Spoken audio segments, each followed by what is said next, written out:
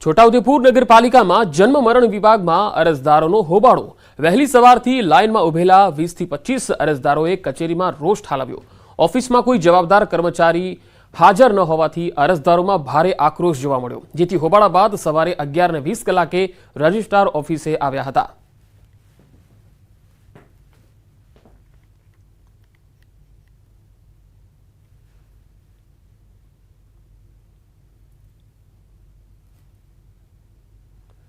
तो તમે તસવીરોમાં જોઈ શકો છો કે અહીંયા અરજદારો હોબાળો મચાવી રહ્યા છે, કારણ કે અહીંયા કોઈ જવાબદાર કર્મચારી હાજર હોતા નથી અને કર્મચારીઓ હાજર ન હોવાના કારણે અરજદારોને મુશ્કેલીમાં મુકાવવું પડે છે।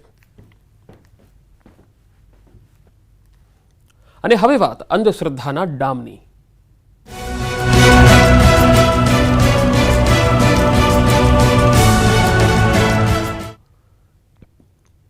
સુરેન્દ્રનગરના જોરાવરનગરની 3 માસની બાળકીનું મૃત્યુ થઈ ગયું છે। રાજકોટની જનાના હોસ્પિટલમાં આ અંધશ્રદ્ધાનો ભોગ બનેલી 3 માસની બાળકીની સારવાર ચાલતી હતી। બાળકીને ભુવાએ અગરબત્તીના ડામ આપ્યા હોવાથી સારવાર માટે લાવવામાં આવી હતી। જો કે બાળકીના મોતનું સાચું કારણ પોસ્ટમોર્ટમ રિપોર્ટ આવ્યા બાદ જાણી શકાશે। તો બીજી તરફ મૃતક બાળકીના પરિવારજનોના નિવેદન બાદ સ્થાનિક પોલીસ દ્વારા કાર્યવાહી કરાશે। પરંતુ સવાલ એ ઉઠી રહ્યા છે કે 3 માસની બાળકીનું મોત ભુવાએ ડામ આપ્યા બાદ નીપજ્યું છે કે પછી તે કોઈ ગંભીર બીમારીનો શિકાર બની। પરિવારજનોનો દાવો છે કે બાળકીના પિતાને ગંભીર બીમારી હોવાથી તેની અસરથી મોત થયું છે।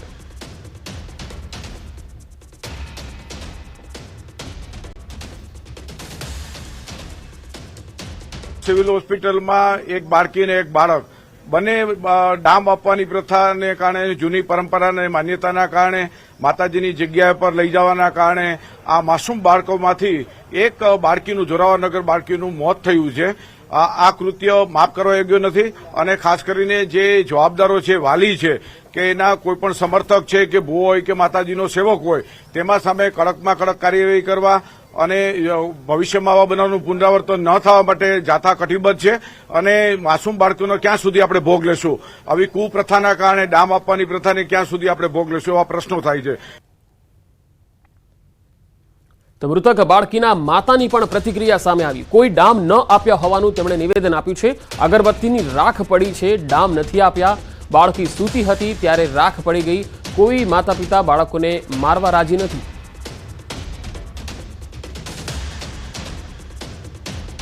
અગરબત્તી આપણે દીવા ધૂપ કરીને મારે કામે જવાનું હતું, બેબીને નીચે દીવા ધૂપ કેતા હતા, એમાં એની રાખ પડી। હા હા, છાતી છાતી એક જ જગ્યાએ પડી હા જો।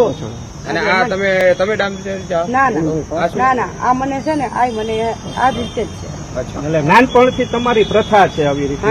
આ તો મારે જન્મથી જ છે। એટલે આ એક અગરબત્તી ના બધું તમે કરતા હતા, ધાર્મિક એક પ્રથા હતી તમે, એમાં ઘટના આવી। એ નીચેથી છે ને બેબી સૂતી હતી, એ આપણે ગલ પડ્યા ને સાહેબ, એ અડી ગયા। કોઈ મા બાપ છે, કોઈ બચ્ચાને મારવા રાજી નથી। અત્યારે મારે બેબી છે 9 વર્ષની ને હે ને 13 વર્ષનો હાલમાં બાબો છે, ના 3જી ડિલિવરી છે મારે। બાળકીના મોત મામલે સિવિલ સુપ્રિન્ટેન્ડન્ટનો મોટો ખુલાસો। બાળકીને ડામ આપ્યા હોવાનું સામે આવ્યું। પેટના ભાગે 3 જેટલા ડામના નિશાન જોવા મળ્યા। બાળકીના પેટના ભાગે ડામ દેવામાં આવ્યા હતા। બાળકીના શરીરમાં નિમોનિયા ફેલાઈ ગયો હતો। મૃત્યુનું સાચું કારણ પીએમ રિપોર્ટ બાદ સામે આવશે। આની વીકનેસ સિવાય આનું જે આપનું કહીએ એબ્ડોમેન, પેટનું ભાગ ઉપર નીચે થોડું ધામ જેવી હતું। ત્યારે સારવાર ચાલુ થઈ ગયું। સારવારમાં ડિહાઇડ્રેશન માટે બાટલા ચડાવવાનું ચાલુ થઈ ગયું। પછી જે હાયર એન્ટીબાયોટિક છે અને ઓલમોસ્ટ સેકન્ડ ડે એટલે ગઈકાલે in spite of all this સારવાર ટ્રીટમેન્ટ 3:30 વાગે આનું દુઃખદ મોત થયું છે। તો આ બુલેટિનમાં અત્યારે આટલું જ। નમસ્કાર।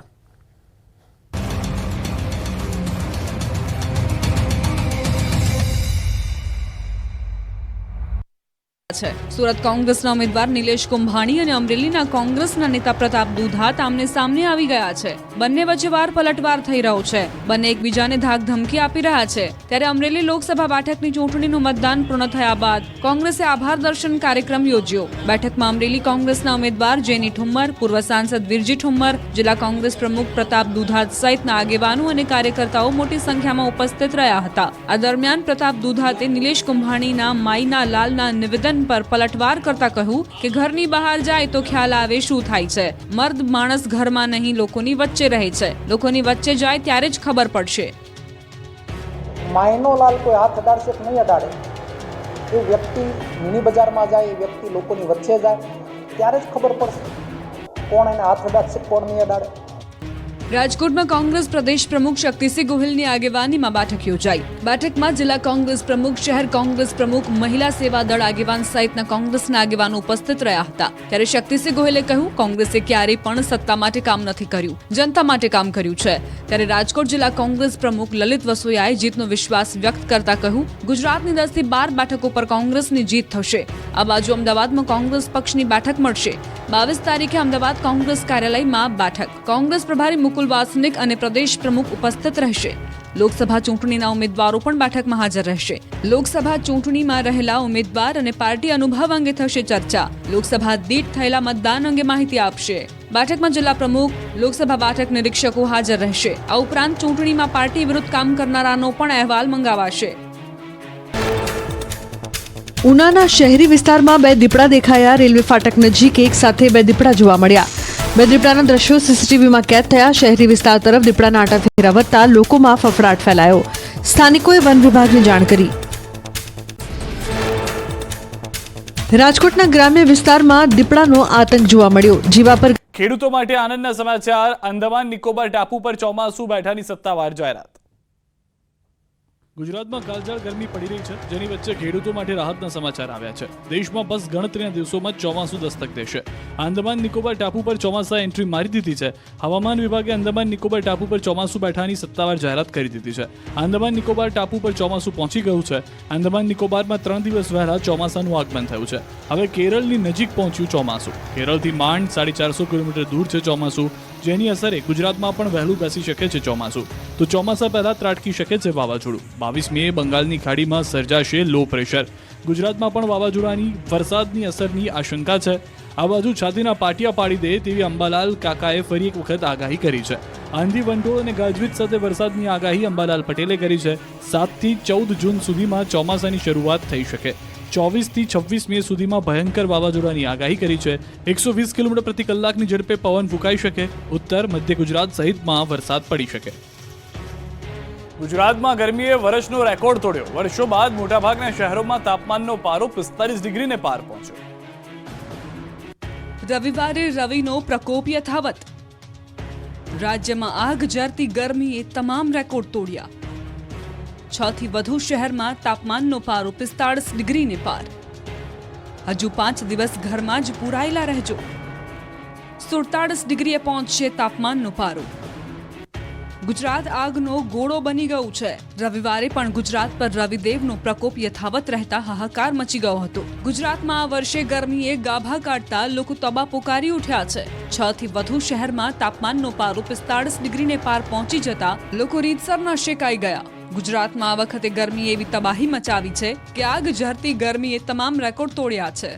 ગુજરાતમાં છેલ્લા 5 દિવસથી તાપમાન ઉત્તરોત્તર વધી રહ્યું છે. તેમાં પણ છેલ્લા 3 દિવસથી ઉત્તર ગુજરાત અને મધ્ય ગુજરાત તથા સૌરાષ્ટ્ર ઉત્તર ભાગમાં આવેલા જિલ્લાઓમાં મહત્તમ તાપમાન 44 ડિગ્રીથી વધુ નોંધાયું છે. તે ઉપરાંત છેલ્લા 24 કલાક દરમિયાન મધ્ય ગુજરાતના જિલ્લાઓમાં રાત્રિ દરમિયાન પણ લઘુત્તમ તાપમાન 30 થી 32 ડિગ્રી સેલ્સિયસ વચ્ચે રહ્યું છે. રવિવારે અમદાવાદમાં 45 ડિગ્રી, ગાંધીનગરમાં 45 ડિગ્રી, સુરેન્દ્રનગરમાં 45.5 ડિગ્રી, ડીસામાં 45.6 ડિગ્રી અને રાજકોટમાં 44.5 ડિગ્રીએ તાપમાન પહોંચી ગયું. હવામાન વિભાગની આગાહી મુજબ 22 મે સુધી રાજ્યમાં હીટવેવની સ્થિતિ રહેશે યથાવત. તાપમાનમાં હજુ 2 થી 3 ડિગ્રીનો વધારો થઈ શકે છે.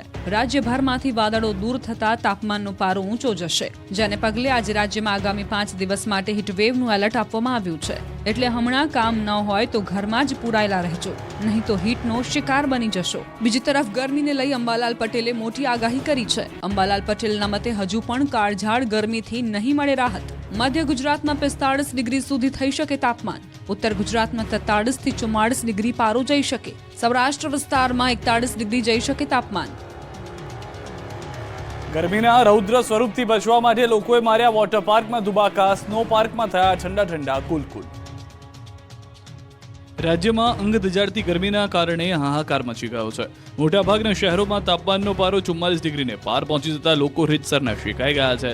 જાણે કે શહેરો અગનભટ્ટી બની ગયા હોય તેવો અહેસાસ થઈ રહ્યો છે. ત્યારે આકરી ગરમીથી બચવા માટે જનતાએ વોટર પાર્ક અને સ્નો પાર્કનો સહારો લીધો છે. વોટર પાર્કમાં જનતા ધુબાકા મારી રહી છે. જોઈ લો આ દ્રશ્યો. અમદાવાદની 45 ડિગ્રી ગરમીથી બચવા માટે જનતા સ્નો પાર્કમાં પહોંચી. અમદાવાદમાં લોકો બરફની વચ્ચે સ્નો પાર્કની મજા માણતા જોવા મળ્યા. સ્નો પાર્કમાં -ડિગ્રી તાપમાનમાં લોકો મજા માણી રહ્યા છે. જાણે લોકો શિમલામાં જ બરફ વર્ષાની મજા માણતા હોય તેવો માહોલ જોવા મળ્યો. આ બાજુ કાળઝાળ ગરમીના કારણે વોટર પાર્ક લોકોથી હાઉસફુલ થઈ ગયા છે. મહેસાણા પાસેના મોટાભાગના વોટર પાર્કમાં લોકો ગરમીથી બચવા પહોંચ્યા હતા અને મિત્રો અને પરિવાર સાથે વોટર પાર્કમાં ધુબાકા માર્યા. આકાશમાંથી અગનગોળા વરસી રહ્યા છે ત્યારે વોટર પાર્કમાં લોકો ડીજેના તાલે ઝૂમ્યા. આ બાજુ રાજકોટમાં પણ તાપમાનનો પારો 45 ડિગ્રીએ પહોંચી જતા રોડ સુમસામ જોવા મળ્યા. ઠંડા પીણાની દુકાનોને ગરમી ફળી ગઈ. 45 ડિગ્રી તાપમાનમાં ગુજરાત અગનગોળો બની જતા વોટર પાર્કમાં વધ્યો ધસારો. ગુજરાત રીતસરનું અગન ભઠ્ઠીમાં શેકાઈ રહ્યું છે. સૂર્યદેવ કોપાયમાન થઈ જતા ગુજરાતના આકાશમાંથી રીતસરની આગ વરસી રહી છે. ધગધગી રહ્યું છે ગુજરાત. 45 ડિગ્રી ગરમીમાં લોકો બફાઈ જતા વોટર પાર્ક તરફ ધસારો વધ્યો છે. અમદાવાદ શહેરના અને શહેર આસપાસના વોટર પાર્કમાં મોટી સંખ્યામાં લોકો પહોંચ્યા હતા અને ગરમીથી રાહત મેળવવા માટે લોકોએ વોટર પાર્કમાં ધુબાકા માર્યા હતા. 45 ડિગ્રી ગરમીમાં વોટર પાર્કમાં મોજ મસ્તી કરી લોકો કુલ થયા. તો આ બાજુ વેકેશન પડતા જ દ્વારકામાં શ્રદ્ધાળુઓનું ઘોડાપુર ઉમટ્યું. પવિત્ર ગોમતીમાં 11ના દિવસે બહોળી સંખ્યામાં ભક્તોએ સ્નાન કરી પુણ્યનું ભાથું બાંધ્યું. યાત્રિકો અને સ્થાનિકો ગરમીથી બચવા ગોમતીમાં કલાકો સુધી સ્નાનનો આનંદ માણતા નજરે પડ્યા. આ બાજુ ભરૂચમાં પણ નર્મદા નદીના કિનારે દૂર દૂરથી સહેલાણીઓ ઉમટ્યા. માં નર્મદાના દર્શનની સાથે સાથે બોટિંગની સુવિધાનો પણ સહેલાણીઓએ લાભ લીધો. આકરી ગરમીથી રાહત મેળવવા દમણના દરિયે ઉમટ્યા ભક્તો. સંઘ પ્રદેશ દમણમાં પણ ગરમીનો પ્રકોપ જોવા મળી રહ્યો છે ત્યારે દરિયા કિનારે પર્યટકોની ભીડ જોવા મળી. મોટી સંખ્યામાં પર્યટકો દરિયા કિનારે પહોંચ્યા. અનેક પર્યટકો જોખમી રીતે દરિયામાં દૂર નહાતા દેખાયા. આથી રાજ્યમાં અન્ય સ્થળોએ ડૂબવાની થયેલી ઘટનાઓ દમણના દરિયા કિનારે પણ સર્જાઈ શકે છે. આવી શક્યતાઓ જોવા મળી રહી છે. દરેક કિનારે મોટી સંખ્યામાં પર્યટકોની ભીડ જોવા મળી, પરંતુ પર્યટકોની સુરક્ષા મામલે ઉણપ પણ જોવા મળી.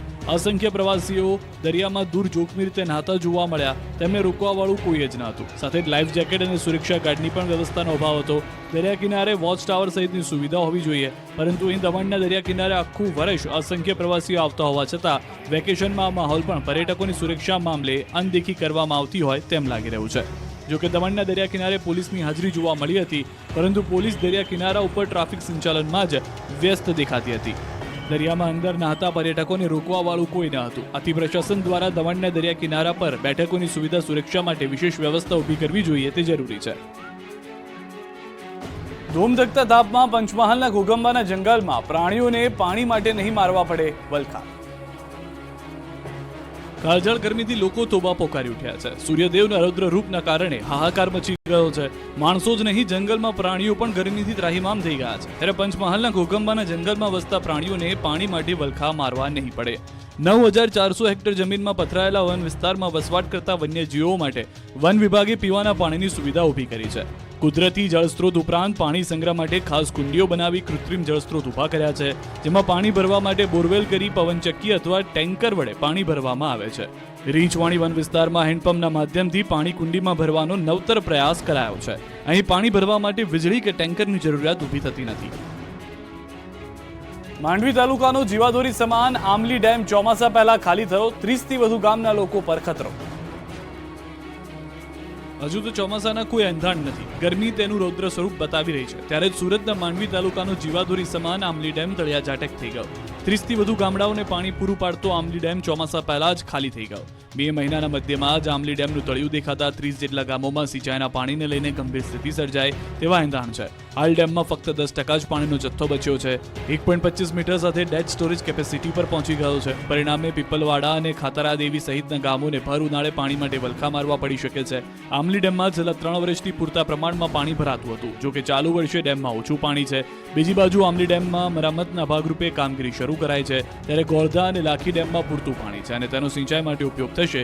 જો ચોમાસું પાછળ ખેંચાય તો મોટાભાગના ગામોમાં પાણીની સિંચાઈની ગંભીર સ્થિતિ સર્જાઈ શકે છે. રાજકોટના સીમાડે ફરી આદમખોર દીપડાએ મચાવ્યો આતંક. જીવાપર ગામે 4 દિવસમાં 2 વાછરડાનું મારણ કર્યું. ખેડૂતોમાં ભયનો માહોલ.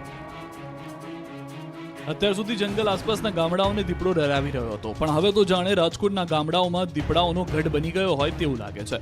રાજકોટ નજીક જીવાપર ગામે 4 દિવસમાં દીપડાએ 2 વાછરડાનું મારણ કરતા ગ્રામજનોમાં ભયનો માહોલ છવાઈ ગયો. રાજકોટ નજીક અમદાવાદ હાઈવે પર હીરાસર એરપોર્ટ પાસે આવેલા જીવાપર ગામ ખાતે છેલ્લા થોડા દિવસથી દીપડાએ ધામા નાખ્યા છે.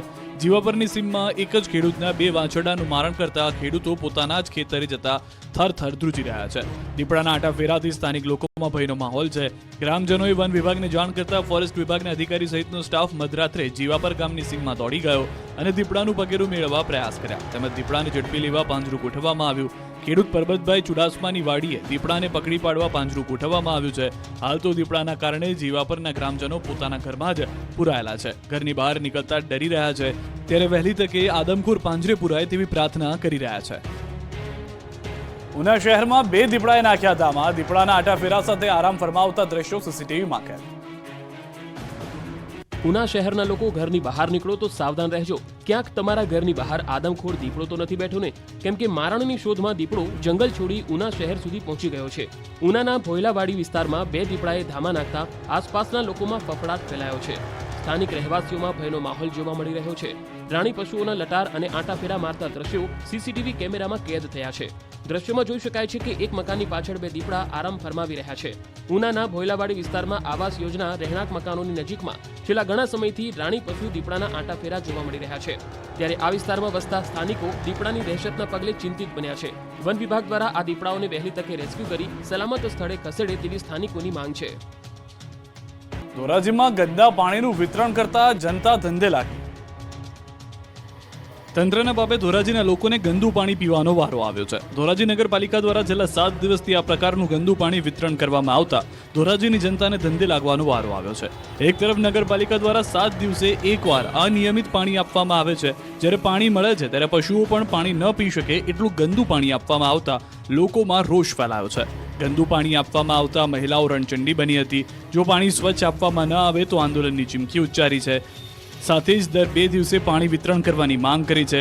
લોકોનો આક્ષેપ છે કે ફોફલ ડેમ તેમજ ભાદર 2 ડેમમાં પાણીનો જથ્થો પૂરતો હોવા છતાં પાણીના ધાંધિયા છે. દર 7 દિવસે પાણી આવતું હોવાથી ધોરાજી શહેર ભાજપ પ્રમુખે ચીફ ઓફિસરને લખ્યો છે પત્ર. મોરબીમાં તંત્રના પાપે રોડ પર ગટર ઉભરાય. વેપારીઓ કમરડૂબ પાણીમાં પસાર થવા મજબૂર. જુઓ, આ દ્રશ્યો છે મોરબીની શેરીઓના. ભર ઉનાળે અહીં પાણીની રેલમછેલ છે. શેરીઓમાં ગોઠણસમાં પાણી ભરાયેલા છે. લોકો પરેશાન છે કારણ કે આ પાણી ગટરના છે. લોકો અહીં ચાલવાનું પણ પસંદ નથી કરતા. પરંતુ વેપારીઓની દુકાનો પાસે ગટરના પાણી ભરાતા વેપારીઓ દુકાન ખોલવી તો કેમ તેવી સ્થિતિમાં છે.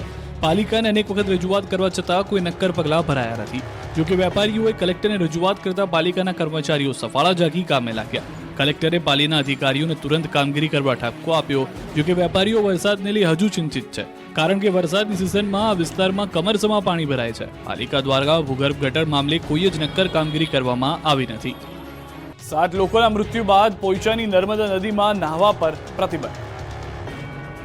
14 મેના રોજ પોઈચાની નર્મદા નદીમાં નહાવા પડેલા 7 લોકોના મૃત્યુ થયા હતા. આ ઘટના બાદ નર્મદા જિલ્લા તંત્ર સફાળું જાગ્યું છે. હવે પોઈચા ઘાટ ખાતે નહાવા અને કોઈ પણ વિધિ માટે પ્રતિબંધ ફરમાવવામાં આવ્યો છે. લોકોને નર્મદા નદીના તટમાં જવા માટે 1 કિલોમીટર દૂરથી જ રોકવામાં આવે છે. આ માટે પોલીસે પોઈચા મંદિરના ગેટ પાસે બેરિકેડ લગાવી પ્રતિબંધ લગાવી દીધો છે. મંદિર પાસેથી જ પ્રવાસીઓને પરત મોકલવામાં આવી રહ્યા છે. કોઈ પણ વિધિ માટે આવતા શ્રદ્ધાળુઓને સામે કિનારે જવા માટે કહેવામાં આવે છે.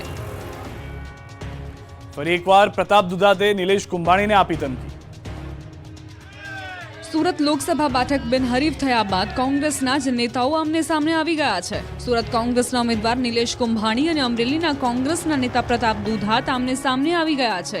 બંને વચ્ચે વાર પલટવાર થઈ રહ્યો છે. બંને એકબીજાને ધાક ધમકી આપી રહ્યા છે. ત્યારે અમરેલી લોકસભા બેઠકની ચૂંટણીનું મતદાન પૂર્ણ થયા બાદ કોંગ્રેસે આભાર દર્શન કાર્યક્રમ યોજ્યો. બેઠકમાં અમરેલી કોંગ્રેસના ઉમેદવાર જેની ઠુમ્મર, પૂર્વ સાંસદ વિરજી ઠુમ્મર, જિલ્લા કોંગ્રેસ પ્રમુખ પ્રતાપ દુધાત સહિતના આગેવાનો અને કાર્યકર્તાઓ મોટી સંખ્યામાં ઉપસ્થિત રહ્યા હતા. આ દરમિયાન પ્રતાપ દુધાતે નિલેશ કુંભાણીના માઈના લાલના નિવેદન પર પલટવાર કરતા કહ્યું કે ઘરની બહાર જાય તો ખ્યાલ આવે શું થાય છે.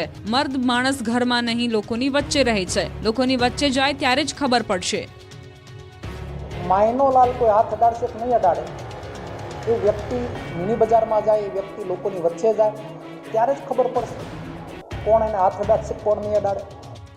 રાજકોટમાં કોંગ્રેસ પ્રદેશ પ્રમુખની આગેવાનીમાં બેઠક મળી.